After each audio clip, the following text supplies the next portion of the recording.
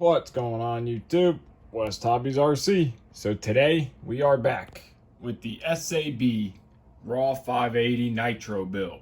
So we're going to get started on the build, but before we get started, I want to address something. In the build part 1 video, I completely spaced out. I always watch my videos after and while I'm editing, and I missed it. And one of you guys caught it, and I appreciate that because I completely missed it, and that is the servo grommets and the little brass inserts.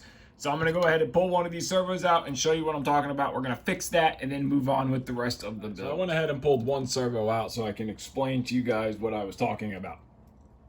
So when we assembled these servos, I put the inserts in this way, and I told you the reason why I did that, and as so when you tighten down, the little brass sleeve side of this will face down and it bolts in, because I was imagining bolt going from the top, bolting the servo down. Here's your rails, your screws go in this way, lock it down, and that way this little knurled side of the brass is what sits down on the surface and the bolt goes in from the top. Well, I wasn't thinking that when you put it in the model, it goes in this way, screw that way. So that was my fault. So we need to turn this around.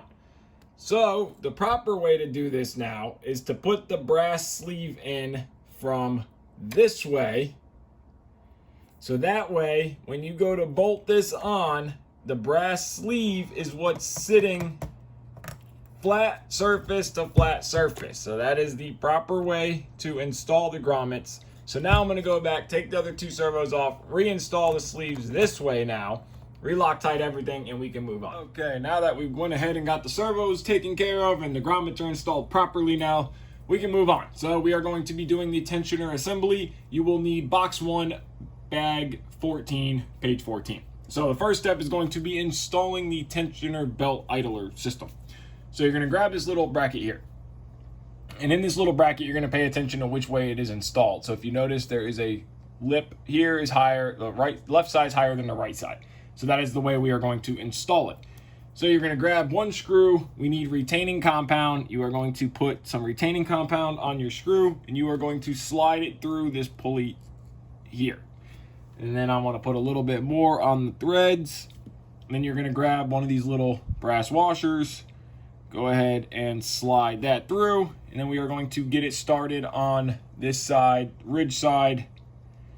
Get it started, then grab our 2.5 millimeter driver, tighten this down, still nice and free, and we're going to do the same on the other one. Grab our retaining compound, put a little bit over the bolt. We are going to slide this guy through here, put a little bit more on the threads. Grab your washer, slide it on. Grab your bracket, and go ahead and fully tighten this guy down like this, and then we move on. Next step is going to be putting the belt idler onto the tensioner bracket. Same thing, we're just going to slide this screw right through here. Sometimes that little brass insert can be a pain, so if you take a smaller driver like a 1.5, align it, it'll slide right through. Go ahead and put some retaining compound on this, and we're going to screw this on. Now pay attention to the lip. We want lip facing towards the actual idler bearing itself. That is what it's going to ride on. Take your 2.5 millimeter driver, go ahead, tighten this screw up, and we can move on to the next step, which is the spring tension assembly. Okay, so now that we installed our tensioner onto the bracket that is going, or the idler pulley onto the tensioner bracket, you're gonna grab this rail. Now notice the direction of this rail. So you'll notice this little cutout piece here. This little cutout piece is going to be installed this way, and we are going to be going into this first hole right there. So we are going to grab our tensioner bracket, and I just realized I cut myself, so I put a band-aid on my finger because I have been working on my trailer to get ready for an event. So look at which way your spring goes. The longer end is going to sit into the third hole here, and then you are going to grab this little red insert. We're going to drop that down now. That little red insert has a hole right there. That little hole goes down there like this. You are going to grab your screw, slide it through here like this, slide it all the way through the whole bracket assembly, grab this little spacer, slide that guy on there like this. Spacer direction doesn't matter because it is the same on both sides. Slide that guy down, grab your retaining compound. We're going to put some retaining compound on our threads here. Then grab this bracket and pay attention to which way we're going to go. So the bracket's going to go down this way, and we are going to go into this first hole just like this. Get your screw started. And go ahead, hold it about right here. Take your 2.5 millimeter driver, tighten this down. And lock it into place. And now this should come back around to here because it'll be riding like this. So now we are done with this assembly. So we're going to need the mainframe assembly again, and we're going to start with the belt tensioner side that we just assembled. So now this is going to go in there like this. So we want to look at the little 45s forward, and you will notice on the mainframe assembly itself, you're going to have 1, 2, 3, and 4 screw holes here. So you're going to slide this mainframe little bracket into the mainframe here, and you will notice that it is going to slide into this little lockout hole here. So we want to put it this way, actually. So you'll notice you're going to want to lock it forward. This little tab is going to go here, and you want it to push up against the frame. So in doing so, you want to line up your screw holes. You're going to have 4 screw holes here. You're going to grab your screw. I already got the beauty rings ready. 2.5 millimeter driver. Go ahead, get one started. Snug it down. Don't tighten it all the way up yet.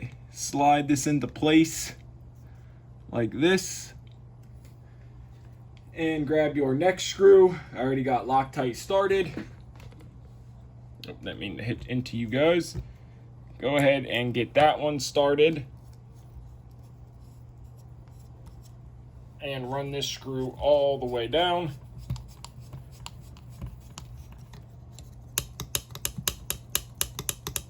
Now that should work.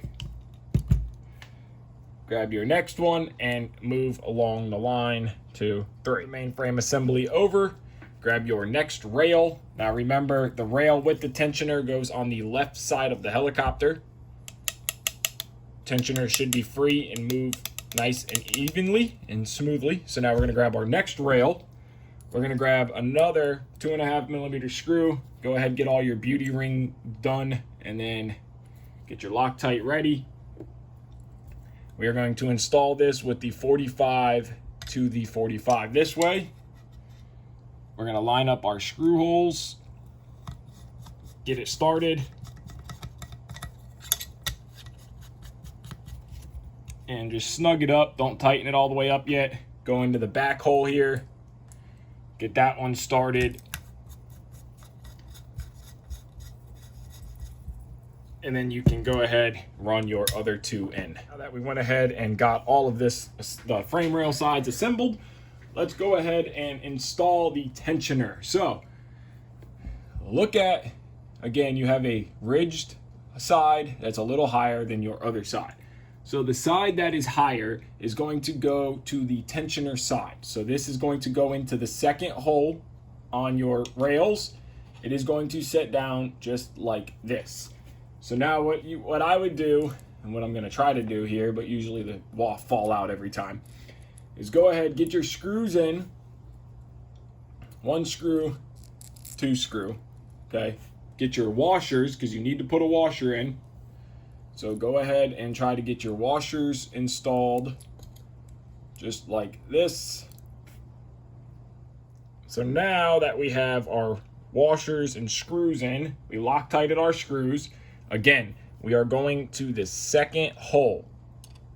So now what we have to try to do is get this assembly in. Higher side goes towards the tensioner.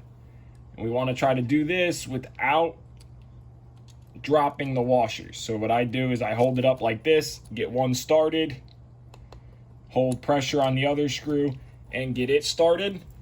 And then I like to rotate the whole thing over and run the screws down both sides. Make sure that those washers do not fall out. And go ahead and tighten these 2 screws up. Make sure before you guys move on to the next step, you're always tightening so that way you never forget. So now we have them in. Go ahead and double check that nothing is hitting. Everything is free. Now we can move on. So next step is frame sides. Now on the frame side, you are going to get some of these little black spacers, and they're going to give you these little double-sided tape decals. So I already went ahead and put those on. You just peel the tape, super easy. Now, I highly recommend getting yourself some rubbing alcohol and a paper towel and clean all the carbon fiber parts, because it will be really nasty and dirty of carbon fiber, and you want it to stick good. So you're going to have a left side and a right side. Right now, they do not matter which one is which. So grab your decal sheet and pick whatever color you want. We have orange, we have white, and we have yellow in the decal sheet. I'm thinking yellow on this model to help break up the orange on the canopy. So what I'm going to do off camera real quick, go ahead and apply the decals. It's super simple. Peel it, apply it, you're good to go. Make sure you do a left and a right side. And then we can move on to installing the frame spacers on the back side. Okay, so now we went ahead and we created a left and a right frame side. So as you can see, left and a right, and we went ahead and put these little decal spacers, stickers on, simple and easy, 4 per side, and we went ahead and got our decal laid out.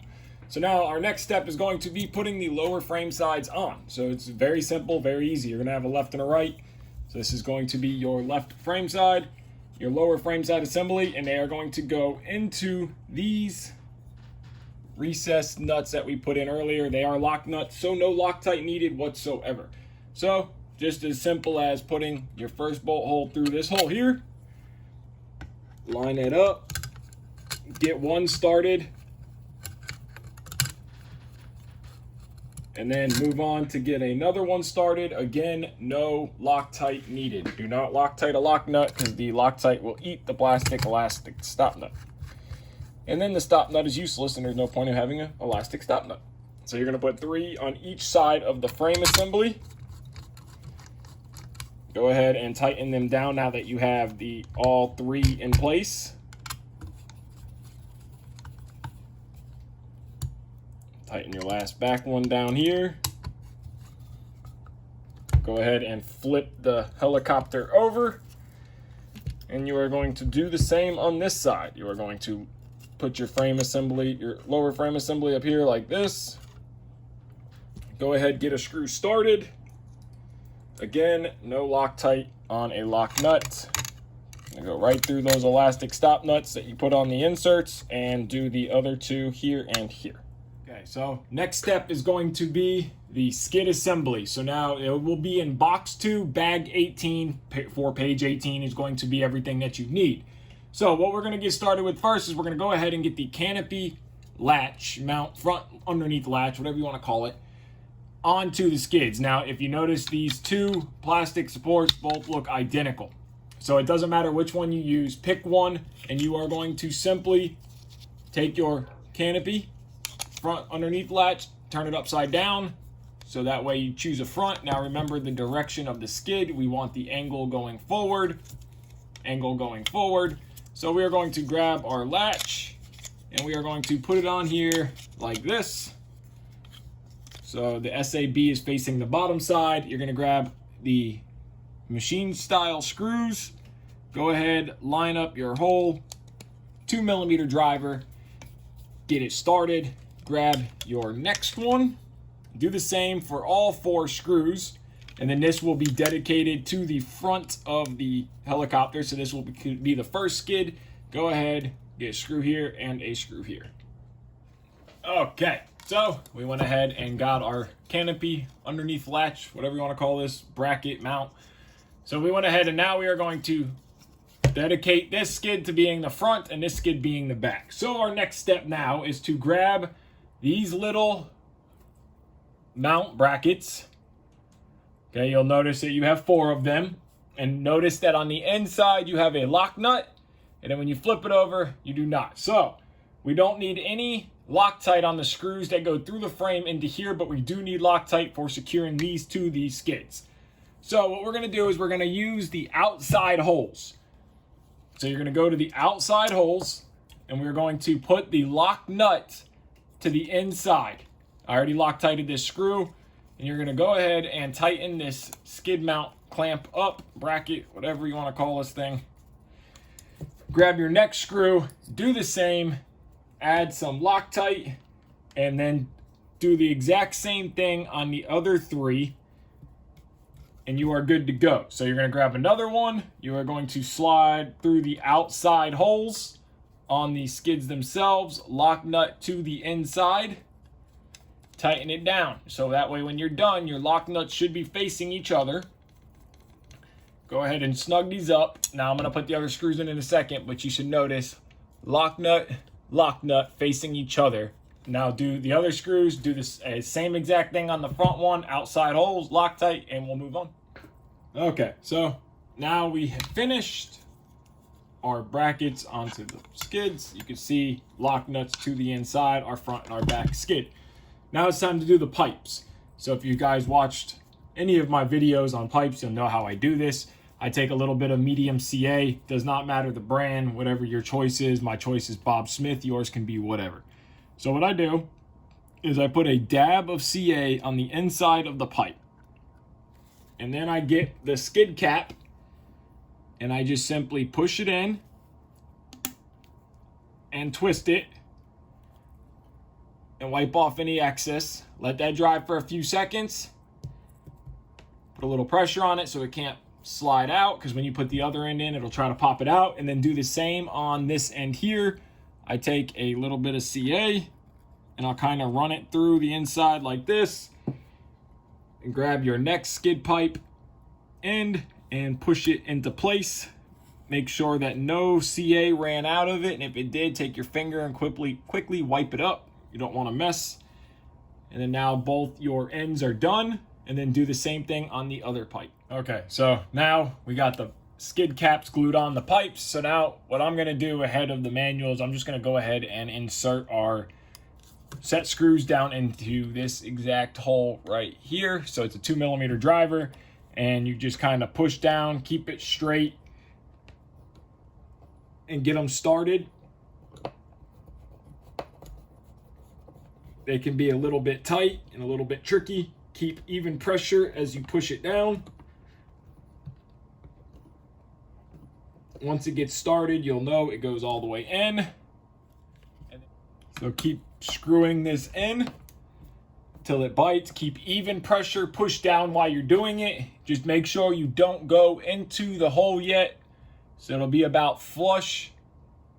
And then you're going to do the same on the other three holes. And then we can go ahead and slide the pipes. Okay, so next step is going to be putting the skid base on. So I'm going to go ahead and start with the back. This is the back of the helicopter. And again, we have lock nuts inside, so we do not need any kind of Loctite. So 2.5mm driver. Go ahead and get your beauty ring washer on there. Go ahead and slide this through like this. Try to do this where I can see and you can see. So go ahead and get that started. Spin it down. Do the same on this other bolt hole back here. You're going to have one directly right here. And then you're going to do the exact same on the front of the skids. You are going to slide them through. I'm going to leave these loose, and I recommend leaving these loose until you get the pipes in. You can snug them up, but you still want them to move back and forth. And then the front skids are going to be the same exact way. You want your canopy mount to go forward, and they're going to screw through these holes right here, one on each side. So you're going to take your 2.5mm driver, go ahead, slide it through, get it started, and then do the exact same on the bottom side. And remember, leave them loose. All right, so now that we got our bottom on, we can go ahead and slide our skid pipes in. So we're just going to go ahead from the front and slide our pipe in.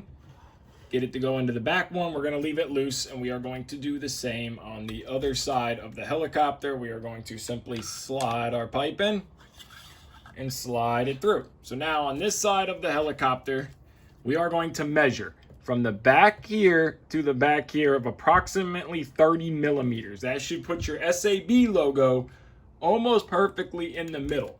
So I'm going to use my caliper. You can use a ruler. You can use whatever you like. And we're just going to simply measure from the back here to the end of the skid pipe about 30 millimeters. So that's pretty much dead on right there. So we're going to be at 29.8. And I'm just going to grab my 2 millimeter driver, and I'm going to just snug this one down. I don't want to crank it down. I don't want to tighten it down. I just want to snug it down to hold it in place. So I'm going to tighten it a little bit more. And that's going to hold it in place where it's still a little loose, where I can kind of finesse it as I want. And you're going to do the same to the other side. And then for the front, this really drives me nuts, is the front angle. And I like them to be identical, so I can eyeball it and get it pretty much spot on every time. But if not, you can go from the center here and measure from the center to here, and measure from here to here to get an accurate angle of the front of the skid. So I'm going to get that done, and then we'll move on. So next we are going to start on the engine assembly, the clutch assembly actually is what we're starting on. So I already went ahead, we're going to need a 2 millimeter and 2.5 millimeter driver. So we're going to go ahead and start first. So now this is going to be your first part of the clutch liner. This is going to be your engine shaft. So your shaft of your engine, I'm assuming, is what goes into here. And this is what holds the entire clutch assembly. So we're going to set this guy down. No thread locker or anything is used on this. So the first thing we need to do is take our clutch bell. We're going to, the clutch bell, pulley bell. We're going to slide that guy down first like that. And then we're going to grab our actual clutch, which is this guy right here, and you will note that counter recessed holes. So this assembly here is going to sit down in there like this. So we are going to get our screws ready, and it is a 2.5 millimeter driver. Of course, we need Loctite on these screws, so I would make sure that you get a pretty good amount of Loctite, because we do not want this coming loose. So we're going to go ahead and get this started. So we got one screw. Go ahead and snug that down. Get that aside. Grab your next screw. Again, 2.5 millimeter driver. And they are going to be, you get 2 different screws in the bag. So you're going to get this little countersunk screw, and then you're going to get a regular panhead style screw. So they're going to be the 2 panhead screws. Go ahead and get this one started. Tighten it down. Tighten the other one down. So now this part of the assembly is done. So now we're going to flip this over this way. That's going to drop down and thread on to here. So we're going to turn that all the way down and tighten this up. Snug it up for now. When we get this on the engine, we can tighten everything, torque it down. Now your fan assembly itself is going to fit down onto here like this. Line up your 4 holes, and go ahead, take your 2 millimeter driver. Loctite, of course. Make sure you're getting decent amount of Loctite, because this is important stuff that we do not want coming loose. Go ahead and run your screws down, put the other 3 in, and then we can set this part aside. So next step is going to be the engine mounts themselves. So you're going to undo box 1, bag 20. You're going to grab your 2 mounts, and this will be in with the clutch assembly. But you'll notice that these little standoffs fit perfectly inside these little recessed holes. So that's where they're going to go. So you're going to take a 2 millimeter driver with your screw, Loctite, and go ahead, snug these down. Do the same on the bottom one. Again, it's going to be one of these little 2 millimeter screws, Loctite, and then we can get the bottom one installed just like this. And then you're going to do the exact same on the other side. Get it started, spin it down, lock it into place. And then you're going to do the same on the other side. It's going to fit into the same exact recessed spots, just like that. Your 2 screws, and we can move on. Hey, real quick, before we move on, I noticed something. After I was trying to test fit this engine mount assembly in, I had a comment on the first video that these were on the wrong side. And when I was looking at it in the manual, they were correct, but I was looking at it opposite of each other.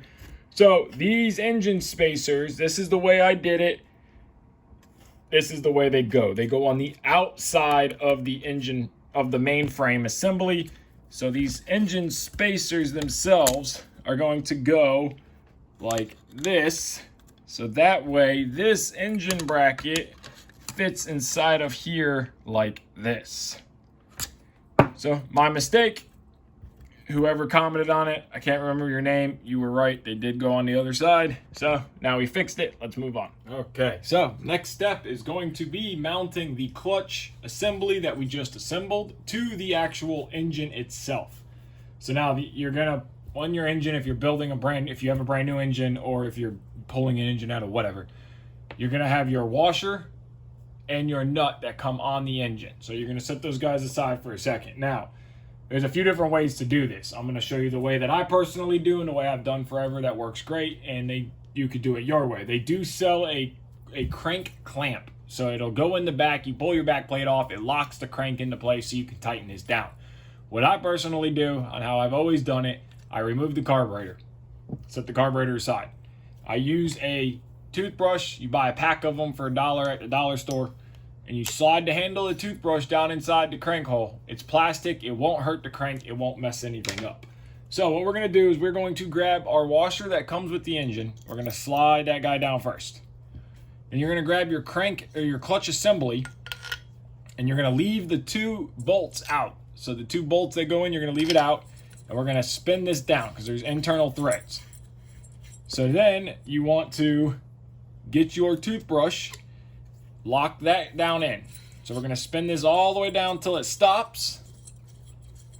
Keep spinning till it stops. And then we're going to be taking a 6mm Allen wrench and tightening the inside. No Loctite, no retaining compound, nothing. Okay, so I went ahead and got a 6mm Allen. On my 3/8 ratchet, you can use a regular Allen wrench. You're going to turn this down until it locks the toothbrush into the crank, and just snug it up. Give it a good turn. That's it. And then while we still have the toothbrush or your crank lock on, we are going to grab a 15mm, and we're going to lock the outside nut itself on. And I know a lot of you guys are going to say, just buy the tool. I don't do this enough to buy the tool. And then tighten that down. Now our Allen is torqued down and our 15mm nut is torqued down.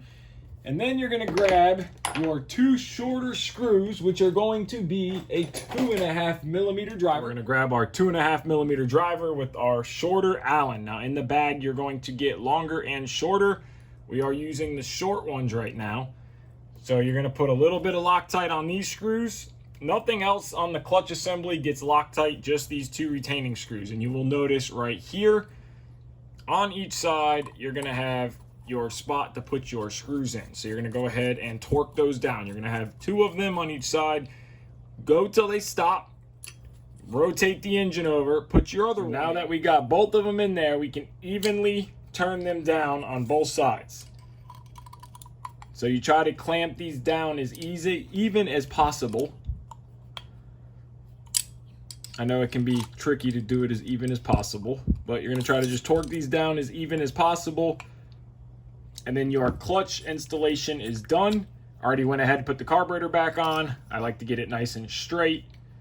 And then now we can move on to mounting the engine to the mount. We have our engine, we have our mount. Now the included nut that comes with your engine is not needed. If you're pulling the engine out of something else, then you're not going to have the nut anyways. But if you bought a brand new engine, you don't need that nut. So take your engine, take your mount. Now, if you look at the mount, the way this goes, your SAB logo, of course, faces out, and these little arms go to the left front side of the engine. So this is literally going to slide together like this. That's simple. And then you are going to put your screws in. It's going to be a 2.5 millimeter driver. The longer screws, there's 4 of them, no washers. And you just put 1 through each mounting lug of the engine. So you have 1, 2, and then you will have 3 and 4. Get all those secured and tightened down. And then you can go ahead, put your belt on now or after. You should probably put it on now before you torque anything down, so that way you can maneuver it. So get your belt on and then go ahead and tighten your engine down. Also, a quick little note, make sure you don't tighten your first screw all the way down so you can move this back and forth. Go ahead, go to the other side of your mounting lug, get that screw started, and then go ahead and tighten the engine down. So once you get this back one started, I would wait. You can snug it down, but I would wait till all 4 screws are in, go back and tighten it all down. So now that we got our engine all bolted down, everything tightened, everything Loctited, and it looks fantastic. Came out so good. SAB quality is just incredible. So next step is going to be your governor installation. So now we don't have a governor yet, so we're going to move forward with the build, and then I'm going to come back to the governor install, and of course I will show you guys how I install the governor. But with the SAB 580 raw Nitro, there is 2 different governors that you can use, 2 different governor options that they allow you to use. So you can use a standard, cheaper, align style governor, which is a magnet pickup, and on the fan unit you will notice there on the fan there's 2 holes. There's a hole here, and there is a recessed hole here. Now this is where you would epoxy your magnets in. So if you're gonna do the aligned magnet pickup style, go ahead and get those epoxied into place, let them dry. Of course, you're gonna have to be opposing magnets, and if we go with that system, I will have to pull the engine back out and we will go over that. But for now, we're just gonna get moving on through the build. So you're gonna get this little carbon fiber plate in the kit, bag 22. And this plate, you're going to cut this in half, and there's 4 holes on one side, 2 holes on the other side. So depending on the sensor you use, it would bolt right here, this little carbon plate, and that would allow you to bolt your sensor on. For that, I think we're going to go with I can't remember which one, but you could also do a pickup sensor as well. So if you notice, there's a little hole here. You can buy a magnetic pickup sensor that goes under these 2 screws, and it touches the back plate and it reads that way. So depending on what governor you're going to use is going to depend on this step. Whenever we decide on a governor, I get one in my hands, we will go back over this. So now the next step is going to be installing the fan cage. So this is going to be your fan shroud. You'll notice we have a left and a right piece here. Very nice set. So now in the manual, you'll be reading about cutting the throttle little plate. You'll have to cut one of these guys off, so because you can mount the servo either way. So you're going to know which way your carburetor arm is. This is going to bolt down like this. So our servo is going to bolt onto here like this. So we need to cut this side. We need to cut this upper one out because the servo will not pass through and it hits right here. So this is the side that we need to cut the little top bracket out of. And to do that, you can just take yourself a little pair of side bites. I have these little guys here. They might do it. And you will just come down through here and snip just like that. And then you'll do the same on this side. You're just going to come right through here and snip that off, and then just work your way through here. It feels very weird doing this, but this is what they tell you to do, just like that. So now that is cut off, I'll go back through with an X-Acto knife and clean it up so it doesn't look terrible, and then we can move on. Okay, so now we are ready for the install of the fan shroud. So what we're going to do is we're just going to make sure our belt is nice and straight and out of the way. We're going to take our shroud and we are going to set it down just like this. You're going to take a 2.5 millimeter driver, and you're going to have your screw with a beauty ring, beauty washer. It is going to go into this top hole right here. Go ahead and get that one started. Once you get that screw started, there we go, we can get that screw started. You can come back with your countersunk screw, and it's going to be a 2 millimeter driver. Loctite, of course. and you are going to put that screw into this hole right here. Get that one started and screw it down. That'll take care of this side. Once you have that one done, you can tighten this one down. And then you're going to take your opposite side. Just take a look and make sure that screw ain't coming through. Of course it's not. SAB would have thought of that already. Now we're going to take our opposite side that we cut a little bracket out of, and it's going to slide on the exact same way. But it's going to interlock, and this is the side that has the countersunk or the recessed nuts in there for the screw. So we're going to do the same thing. We're going to take our 2mm driver with our countersunk. We're going to put a little bit of thread lock tight, and we're going to start that screw and torque it down and do the same on this screw. Okay, so now that we got our 2.5mm driver screws and our 2 countersunk 2mm, we're going to start putting in the 2mm driver screws, and you have 2, 4, you have 6 of them. So you're going to get a screw goes there, goes there, goes down there, there, and there. So it's just going to be as simple as running it through, lock tight, of course, and screw it down. And you're going to do that for all 6 screws. Just work your way around, and then we can move on to the throttle servo installation. So assembling the throttle servo, getting it ready to go in the helicopter. So we're going to do this again. I'm going to make sure I explain this right. We're putting our grommets in. Okay, I'm just going to do 2 to show you. So we're going to put our grommets in. And then, like I assembled them on the other video, but I was just thinking wrong. So the servo is going to mount flat inside of here, okay? Before the servo mounted this way, but the servo is mounting this way. So we want to insert our brass grommets or inserts with the knurled side facing the mounting surface. So since our mounting surface is going to be flat, we want the flat knurled side to be facing the surface we bolt down to allow the grommet to work. Like I explained in the first video, I just was thinking the servo wrong. So go ahead, install your grommets and your inserts, and then find a servo horn. So you want a servo horn that's going to have a hole in roughly the same area for throttle. So we have a linear throttle curve.